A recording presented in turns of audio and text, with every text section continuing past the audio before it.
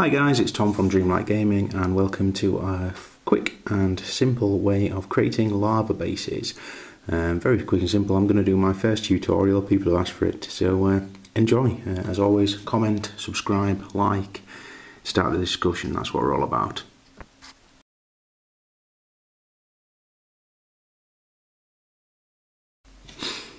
Okay, so I'm going to start with a basic base. It's a standard War Machine one.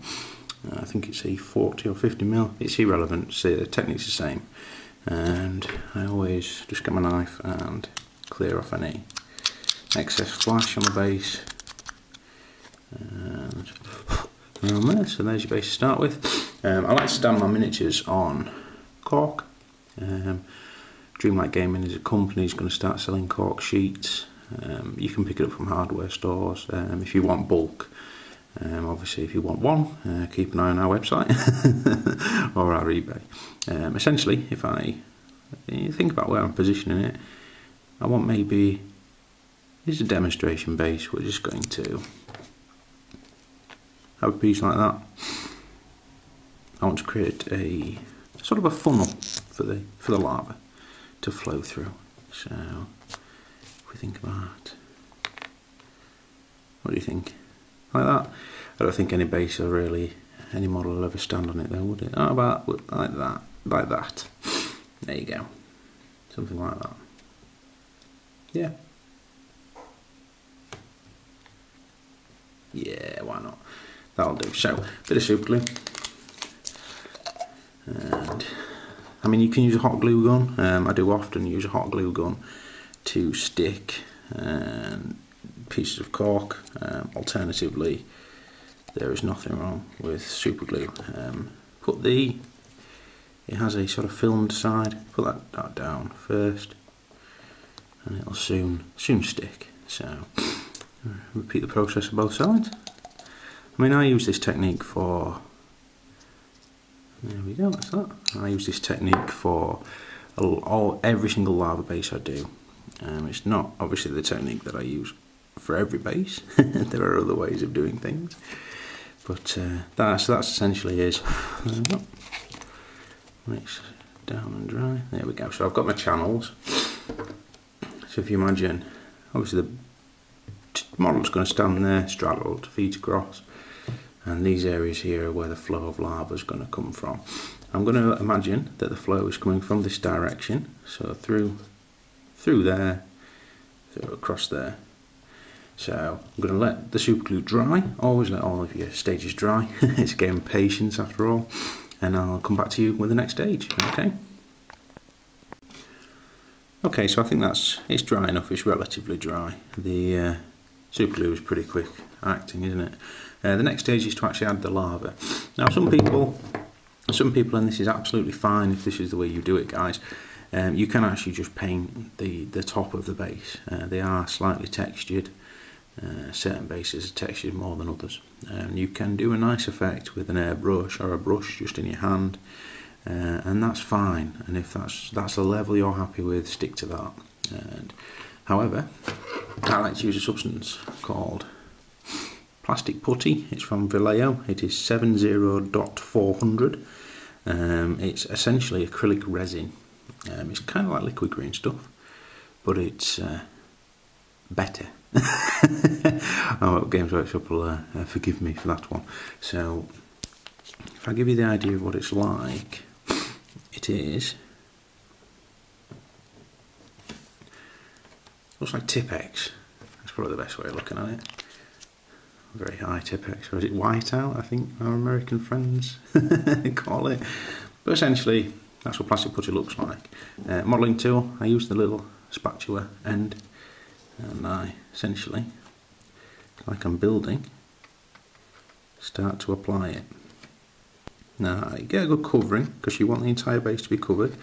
This is what's going to give your lava the effect that it's actually a flow of liquid rather than a static entity. So, I mean, I'm using a little bit more obviously than you would on a normal base, primarily because I'm showing you guys how to do it by applying it onto here first. Of course, you can apply straight to the base, It saves the time and obviously the bit of cachet. So I've got a little bit on this top there, it's not a problem, it just brushes off at this stage. Before it dries it just brushes away. So, a little bit more I think there. So, and that's the beauty of it. It's totally malleable, if that's the correct word. Forgive me if it's not. And you can apply it down, brush it to the edges quite easily, like that. I want to get the whole base up to the lip. War machine bases have a lip. So the whole base nice and covered. So I'm going to put a little bit down there, primarily because it would be there if that was a separate piece. Okay, so coming from that now, I've applied it down. Now, if I'm seeing the flows coming this way, I simply get my modelling tool and I drag a flow. Now you can be as intense with this as you wish. I'm assuming it's coming there, breaking, going down, break, coming down. So obviously over again that it's going to build up, and up again there it's going to build up a little bit as well. And of course you can take this to any level you want. But essentially that is my that is my flow of lava. Apologies if you can't see it 100%. It is more difficult than I imagined to get this detail on. Next step, modelling sand. And I'm going to simply take a few grains and I'm going to drop them in a couple of locations. Literally a handful of grains, not a lot. Then slightly, with my modelling tool, I'm going to tap them in to the plastic putty before it dries. Okay, now this is going to simulate the little black specks that you get on an actual lava flow. So that's currently what the base looks like, and I do need to leave it to dry. So, drying time on the plastic putty, I like to leave it a good half hour. Thanks to the magic of YouTube, I'll speak to you again in a second. Okay, so our plastic putty is dry. It's been a while because it's got a bit darker, as you can see. Essentially now it's hard to the touch, kind of like polyfiller in that respect. So just clear off the excess on the lip of the base. Other than that, I'm going to take that now to the airbrush, and all I'm going to do is cover the entire base in German grey. Simple as that, German grey. Okay, and I'll catch you when it is painted and dried, and then I'll take you through the painting steps to make a nice base. Hi guys, okay, so the base has obviously dried and it's had a good covering with German grey, which is a model air colour. It's 71.052. Using an airbrush, I'll try and do some airbrush demos and whatnot, but that's how I do it, quick, done. It's like a, what is it, German grey? I don't know what else to say about that. Next stage, before I even touch the lava, I'm going to dry brush the two high up areas. Do your dry brushing first, because primarily if you don't want it on your detail work that you're going to do later, then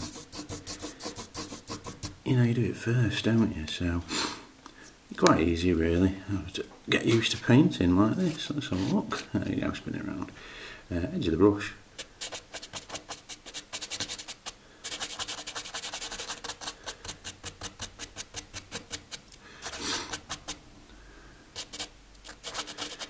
There we go. I'm going to do it around the edges slightly, and it doesn't matter that I'm getting it on the lava at this stage, guys, because we're going to cover that up. So just around the edges.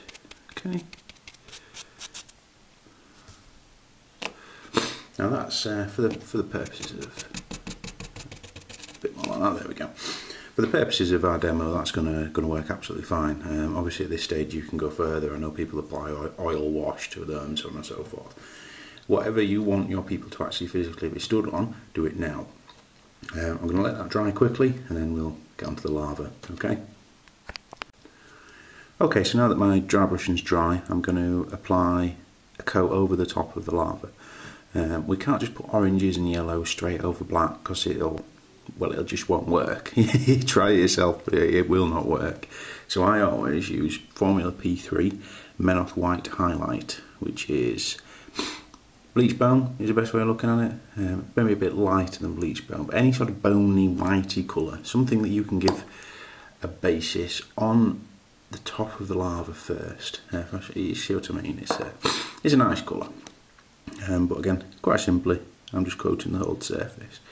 So just making sure I'm careful not to get it on any of the rocks that I've done, because they're now at the stage that I'm happy with. So around the edges, up where the lava is lapping at the sides, and coat the entire miniature. It's not a difficult bit to do. We all do the base coating, don't we? Down the middle there we go. And use a big brush, guys. I know a lot of people, they think that because they're worried of getting the detail messed over or getting it on an area they don't want the paint, that they use a small brush, and that's fine if you're more confident with that's absolutely fine. But I was always taught to paint with a chap who always used to say, pick the brush for the job, and don't be afraid of using a bigger brush, because you get the job done quicker and you still get the control on it. You can still spin the edge of a brush and come to a point. You know, yeah, fair enough, it's a bigger point, but it's a point nonetheless, and it's ample for what we're doing. If you noticed, I've painted over the sand indentations that I laid into the lava. That's absolutely fine. They're going to get covered up right until the last stage. So there we go. I'll need to leave that to thoroughly dry now. So again, with the magic of YouTube, I'll be back to you shortly. Okay, so the base is now dry. It's been half an hour for me, just a matter of seconds for yourselves. And next stage is Game Colour Hot Orange 72009. It's the base I use. There's lots of different people who use different combinations for lava, but this is the colours I use. I like hot orange. It's a nice sort of bright in your face colour. You don't have to go as crazy bright as this, but as I say, as you notice, it's quite a watery colour, and I'm covering the entire base. All of the areas, I mean obviously around the edges where I'm going to black it, it's not an issue. But all of the areas around here. And what we're going to do with the paint is create a build-up of different textures, and then I'll show you a magic trick to create a lava result at the end. So go around the entire base.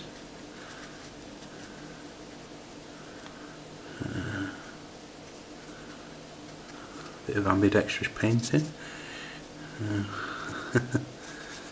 So there we go. So that's a good cover. So we'll let that dry, and then we're going to do an orange-yellow mix over the top and give it a bit of a highlight up.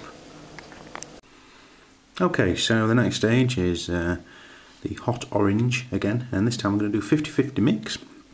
Now I think this is an old game colour. It's called Bald Moon Yellow. It's just number 5. Essentially, it's a similar to, legally distinct colour to the old Gear Citadel Bad Moon Yellow. So a quick shake. Always shake your paints as well. Mixes the thinners in. And we're going to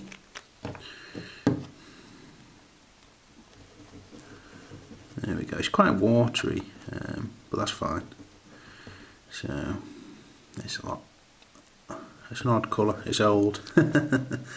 So we do a bit of that and a tiniest drop of orange in there as well.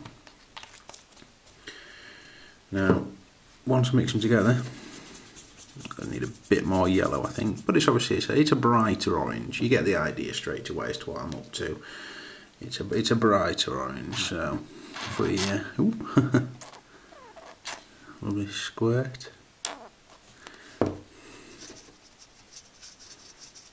we go, it's actually gradient. And on all the raised areas, I'm going to simply draw across my brush. It doesn't have to be 100% amazing. Essentially, I am putting the lighter colours where the lava is going to be at its hottest.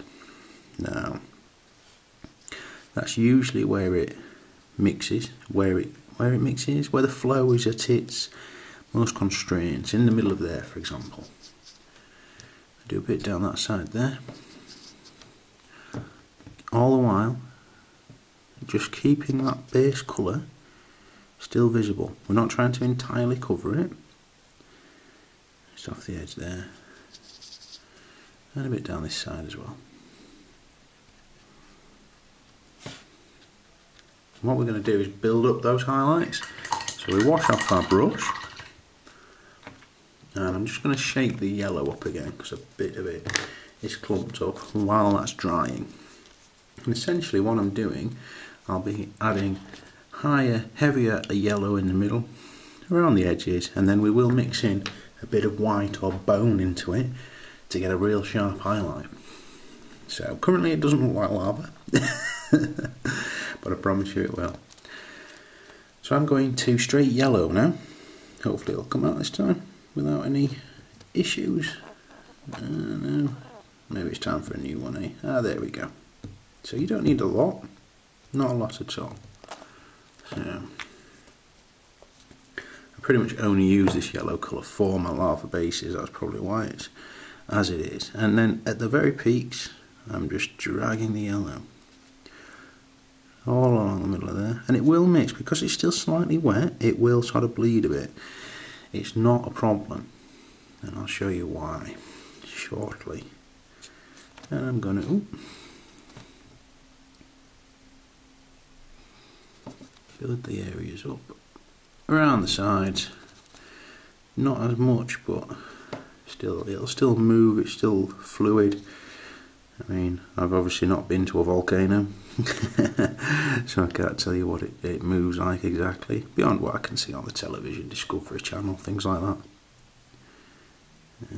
If you still watch the Discovery Channel, I don't know. So there's the flow, so to speak, going through there, and I've got quite a harsh yellow line now building up. Okay, so the final stage to this, again, I'm going to keep going with the idea of a wet highlight. If I move the surface slightly. Now, again with the yellow, fingers crossed, I'm going to need to invest in a new one. Ah, that's a better look. There we go, so I've got my yellow base. And I'm going to go straight back, guys, to the P3 Bone Menoth White highlight. And I'm going to mix it pretty much 50-50 straight into the yellow. So it makes not a lighter yellow, but a more milky yellow. There we go. Or an off-white bone. And only at the very areas where I feel that there's going to be the most of the heat, so to speak, I'm applying this, which essentially is in the middle of to where I've put the paint previously. And following the flow, remembering the flow. Now I have got a little bit on the stone, but it's not going to be a big problem, and I'll show you why shortly. So that's my basics. Now what I'm going to do, obviously lava is hot, and anything that does hot, it gives off a glow. So I'm going to do a very quick original source lighting effect, which is called OSL. With this mix, I'm going to brush off the majority, almost to the stage of dry brushing. I'm going to take the base on its edge, and I am going to dry brush the edge of the base. Okay? This is an incredibly simple way of giving that glow effect. Now I apologise for the camera, it's not the best, but you'll get the idea when it's done. Just around the edges, and it's just going to make it that more realistic. Okay, so when your models are stood on it, people always say you can get away with an average paint job compared to these Golden Demon winners and whatnot. You can get away with an average paint job on a well done base, and it'll make your miniatures look a million times better. So all I've done there is go around the edge with the yellow so it glows. It's difficult to see in this light and this camera, I do apologise for that. But if you check out our Facebook page on YouTube, Dreamlight Gaming on YouTube, there's pictures of my Chaos Dwarves on there, and they have the same principle done to them. So now I must do one final stage, and you are going to think I'm insane if you don't already, and that is just the pure bone on the very deepest areas. So the very areas where I want it white hot is getting pure bone. Okay, just down there, straight out of the pot. And the thing is, you can have fun with this. It's not a difficult technique once you're up and running. Kids love doing it because they're almost making a mess, but the final stage is what will tie it together. So we want it where it's hot, just in where it's going to be the hottest part, down the middle like that, on the side here, various areas like that, areas like that, like crossovers. So wash your brush off, guys, and let that dry. And this is a good stage where you can actually go around the edge of the base if you want to with your black, which I'll do now. And then there's a final 2 stages and we're all away. So a slight amount of black, I'm just going to rim around the edge of the base, like any other miniature. So just tidies the base up, just makes it look, well, it makes it look better, doesn't it? So as best you can. I mean, it doesn't need to be, I mean, I've known people that have gone crazy on the rims of bases with names, and I mean, myself, I've done, you know, chaos symbols around the edge of a base, or things like that, and you don't need to go to this extent. As long as it's neat, people don't mind. I mean, at the end of the day, we've always said, you know, myself at Dreamlight Gaming, we're not going to win Golden Demon, but there are techniques that everybody can do, and that's the whole idea. That's the reason we started. Show people it's things that everybody can do to achieve. So there's your current stage. You're going to think, Tom, that looks nothing like lava yet, but I promise you, once it's dry, I'll show you my secret little friend and a magic trick. So we're going to let that dry while I grab a coffee, and I'll be back in, well, this next second for you. Okay, so currently we've got a base that's got a small OSL effect on it, an area you can stand your miniature on, and the basics of the lava flow. So it looks nothing like lava currently. That's where the magic ingredient, it's Tamiya Clear, Tamiya Colour, acrylic paint minis, X26, which is Tamiya Clear Orange, and it is magic. Now if I, how's that there? Very careful breathing this in, guys. It does smell. So in principle, it's like it's a clear paint. If I put a couple of lines like that, it's very thin. You don't need to thin it or anything like that. And it is a magical ingredient because when I dot it on, it accentuates all of the highlighting and creates instant shade in your in your lava. Okay, and you can be fairly liberal with this. You don't have to go crazy with it, but you can apply it down, and you'll soon see that it essentially does a lot of the hard work for you. You have to excuse me, I have I think I've got a cold coming on or something. Shouldn't have with all this lava, should I? But, you know. So, and we're almost finished. Down on that side. There we go. So, now, if you look at it, when that is dry, that's going to begin to look like lava. So, you can wash your brush out normally. Tamiya Clear is an effective tool, but it won't ruin your brushes. I mean, I try and stick to use one brush with Tamiya Clear, but again, it's a fantastic little tool.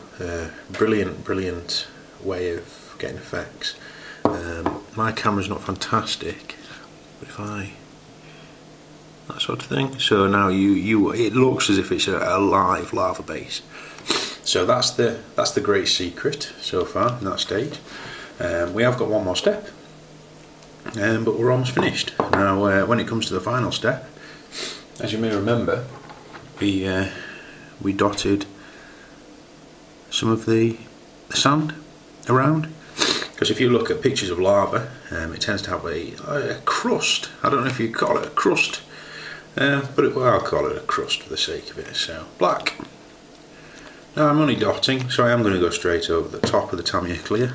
It's not a massive issue. It's only dot work, so just dot the black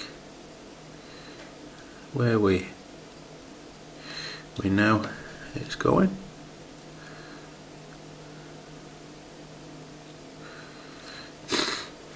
And it just adds that something to it.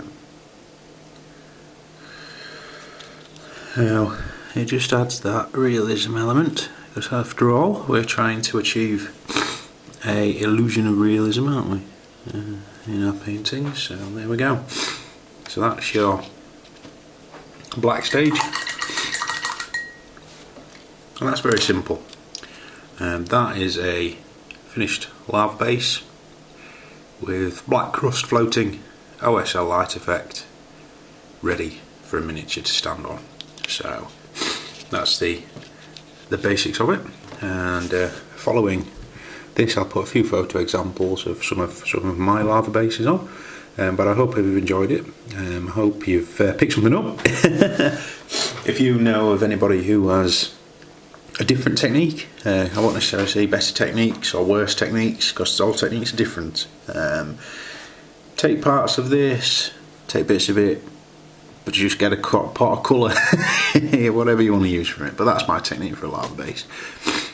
Please comment, rate, subscribe, and as always, if you want to see another Tom tutorial, just please let me know, and I will endeavour to help you. So thanks for watching, and as always, keep it dreamlike.